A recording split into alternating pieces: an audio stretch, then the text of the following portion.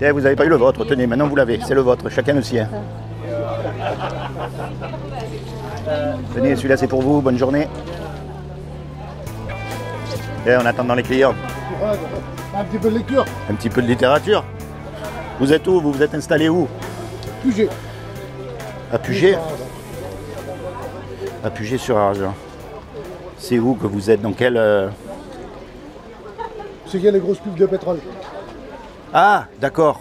Ok. Côté droite, quoi. Quand on vient du Mille, c'est côté droite, quoi. D'accord, je vois où c'est, ouais. Je suis jamais allé là-bas, tiens, il va falloir que j'y aille. Il y a des caravanes là-bas? Ouais, il y en a plein. Il y a plein de terrains. Là. Ah zut, il faut que j'y aille. Parce que moi j'allais d'habitude avant le Luc. Avant le Luc, à Fréjus, à côté de la décharge là, mais en ce moment il n'y a personne. Ça fait un moment qu'il n'y a personne, hein. Oui. C'est fou ça. Comment ça se fait? Ils viennent plus ou quoi? Ils sont fâchés? Le commerce est tellement dur. Et vous allez sous le chapiteau des fois? Des fois, ouais.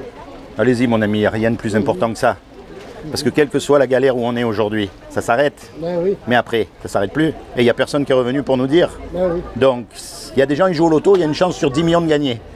Imaginez qu'il y ait une chance sur 10 millions que ce soit vrai. Ça vaut au moins la peine de s'y intéresser.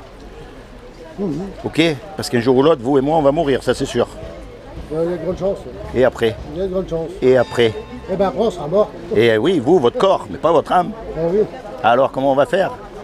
Après, on va être jugé par rapport aux 10 commandements. Donc, vous les connaissez, les 10 commandements. Tu mentiras pas, tu voleras pas, tu commettras pas d'adultère. Mais le problème, qui c'est qui n'a jamais menti? Eh oui. Hein? J'ai menti. Eh oui. Je vous juge pas du tout. Hein? Et on a tous menti, on a tous volé, pris quelque chose qui ne nous appartient pas. On a tous regardé des femmes avec des idées dans la tête. Eh oui. Donc, le jour où on meurt, on va tous être déclarés coupables.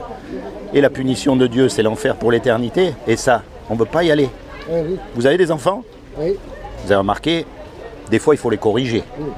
Mais s'il fallait donner notre vie pour eux, on n'hésiterait pas une seconde. Eh oui. C'est ce que Dieu il a fait pour nous il y a 2000 ans. Eh oui. Il est descendu sur terre, il a pris une forme humaine.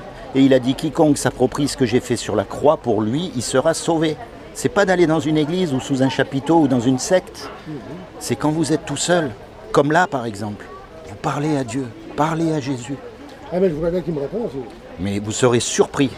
Vous savez, un jour, il y a une sœur chrétienne qui est venue me rendre visite et qui m'a descendu, qui m'a dit des choses terribles, que j'étais une souillure, que j'étais un moins que rien, que j'étais assis sur un tas d'immondices. Et franchement, dans mon cœur, je me suis dit, attends, quand même, je fais des bêtises, mais à ce point. Et j'étais vraiment touché. Et puis j'ai pris ma Bible et j'ai lu. Et je suis tombé dans un psaume, le psaume 88, et Dieu m'a dit qu'il m'aimait.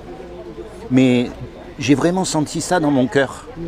Alors Dieu, c'est pas une pipelette qui parle tous les jours, mais quand il parle, vous le savez.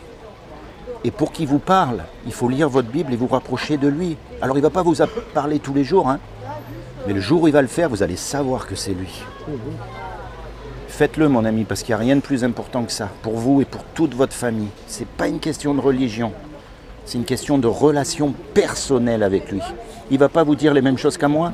Vous voyez, on n'est pas au même endroit tous les deux. Faites-le, vous verrez, vous ne regretterez jamais. Soyez bénis. Et puis j'irai vous rendre visite là-bas. Non, il n'y a pas de souci. Et puis les clients ils vont arriver, vous inquiétez pas. Oui.